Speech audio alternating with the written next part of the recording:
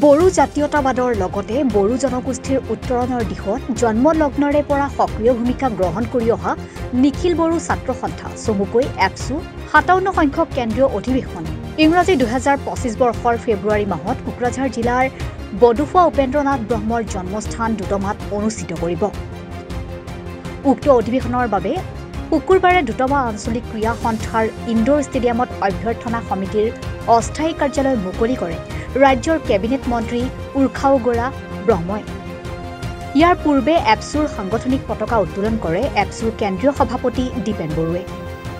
পতাকা উত্তোলনৰ অন্তত এপছুৰ সভাপতি দীপেন বড়োৱে দুটমাত অনুষ্ঠিত হ'বলগীয়া এপছুৰ 57 সংখ্যক কেন্দ্ৰীয় অধিৱেশন জাতীয়তাবাদ আৰু শৈক্ষিক আৰু আৰ্থসামাজিক দিশৰ ওপৰত এক ঐতিহাসিক অধিৱেশন হ'ব।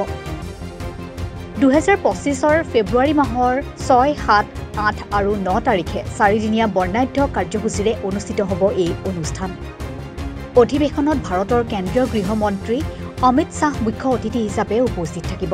লগতে নোবেল বঁটা বিজয়ী কৈশাল সত্যাৰ্থীয়ে 50,000 ছাত্ৰ-ছাত্ৰীৰ সৈতে মত বিনিময় কৰিব।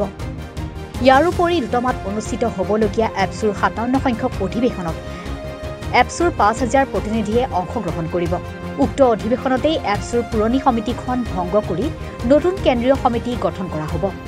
আনহাতেদি অভ্যৰ্থনা সমিতিৰ অধ্যক্ষ তথা কোকৰাঝাৰৰ বিধায়ক লৰেন্স ইছলাৰীয়ে সকলো শ্ৰেণীৰ ৰাইজক এপছুৰ অধিৱেশনখন সাফল্যমণ্ডিত কৰি তুলিবৰ বাবে সহায় সহযোগিতা আগবঢ়াবলৈ আহ্বান জনায়। উল্লেখ্য যে এপছুৰ কেন্দ্ৰীয় সমিতিৰ 57 সংখ্যক অধিৱেশনৰ লগতে একেটা স্থানতে কোকৰাঝাৰ জিলা সমিতি এপছুৰ 56 সংখ্যক বাৰ্ষিক অধিৱেশনখনিও অনুষ্ঠিত কৰা হ'ব। এবাৰৰ 56তম যি বাৰ্ষিক যি অধিৱেশন এই অধিৱেশনখন আমাৰ কোকৰাঝাৰৰ দতমাত অনুষ্ঠিত কৰিবলৈ প্ৰস্তুতি চলোৱা হৈছে। ফেব্ৰুৱাৰীৰ 6, 7, 8, 9 4দিনীয়া কাৰ্যসূচীৰে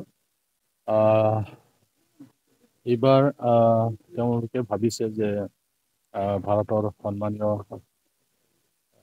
হোম মিনিষ্টাৰ ডাঙৰীয়াক তেওঁলোকে চিফ গেষ্ট হিচাপে আমন্ত্ৰণ জনাবলৈ তেওঁলোকে বিচাৰি আছে। তো সেই হিচাপে এইবাৰৰ যিটো বাৰ্ষিক যি অধিৱেশন আছে এই অধিৱেশনটো ডাঙৰ এটা অধিৱেশনত পৰিণত হ'ব। বিভিন্ন ইছ্যু লৈ পেলাই যিহেতু নিখিল বড়ো ছাত্ৰ সন্থাই কাম কৰি আছে, সেইকাৰণে এইবাৰ অলপ লেখত ল'বলগীয়া এটা কনফাৰেন্স হ'বলৈ গৈ আছে। গতিকে আজি আমি ইয়াৰে যি আমাৰ ৰিচিপশ্যন কমিটি, সেই ৰিচিপশ্যন কমিটিৰ কাৰ্যালয়ে আজি আমাৰ কেবিনেট মিনিষ্টাৰ ইউ জি ব্ৰহ্ম ডাঙৰীয়াই মুকলি কৰি গ'ল। তো ইয়াত এতিয়া আমি অলপ আলোচনা এটা কৰিব বিচাৰিছোঁ কি ধৰণৰ কি দায়িত্ব কাক কেনেকৈ দিয়া হয়, আৰু যাতে আমি 4দিনীয়া যি কাৰ্যসূচী আছে সেই কাৰ্যসূচীটো আমি যাতে ভালদৰে চলাই লৈ যাব পাৰোঁ, তাৰ কাৰণে আজি আমি এটা প্ৰস্তুতিৰ যি সভা সেই সভাটো আহ্বান কৰা হৈছে। মোক ইয়াত ৰিচিপশ্যন কমিটিৰ চেয়াৰমেন দায়িত্ব দিয়া হৈছে। প্ৰাক্তন নিখিল বড়ো ছাত্ৰ সন্থাৰ এজন কৰ্মী হিচাপে ময়ো চেষ্টা কৰিম যাতে এই 4দিনীয়া কাৰ্যসূচীটো যাতে ভালদৰে ৰূপায়ণ কৰি আমি দিব পাৰোঁ, তাৰ কাৰণে আমি আলোচনাত অনুষ্ঠিত কৰিছোঁ। ঐতিহাসিক কোকৰাঝাৰ আৰু এই দতমা বডুফুৱা উপেন্দ্ৰনাথ ব্ৰহ্মৰ এই পবিত্ৰ জন্মস্থানত 57তম নিখিল বড়ো ছাত্ৰ সন্থাৰ কেন্দ্ৰীয় যি অধিৱেশন অহা ফেব্ৰুৱাৰী মাহৰ প্ৰথম সপ্তাহত আমি দিন এতিয়ালৈকে ঠিৰাং মানে এটা ৰাখিছোঁ যে 6, 7, 8, 9 4দিনীয়া বৰ্ণাঢ্য কাৰ্যসূচীৰে কেন্দ্ৰীয় অধিৱেশন ইয়াত অনুষ্ঠিত হ'ব।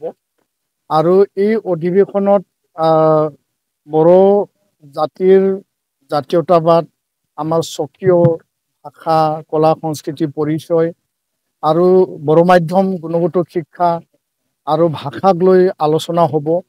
আৰু ৰাজনৈতিকভাৱে সাংবিধানিকভাৱে আমাৰ যিখিনি প্ৰাপ্য অধিকাৰ আমি যি সাংবিধানিক মৰ্যাদা যি পাব লাগে আৰু বড়ো শান্তি চুক্তি 2020ত এইটো সঠিক ৰূপায়ণ আৰু ইয়াৰ এই 4টা বছৰ উকলি যোৱাৰ পিছত যিবিলাক ৰূপায়ণৰ কাম কিমান ক্ষিপ্ৰতাৰে আগবাঢ়িছে ইয়াৰ ওপৰত মানে পূৰ্ণাংগভাৱে আমাৰ প্ৰতিনিধি সভাত আলোচনা হ'ব।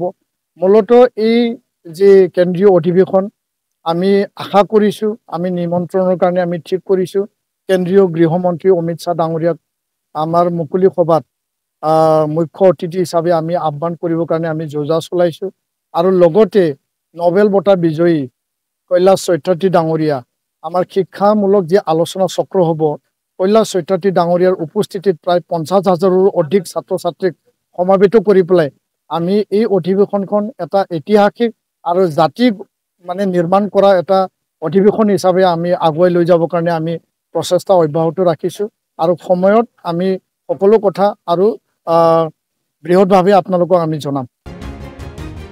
Bureau report Republican.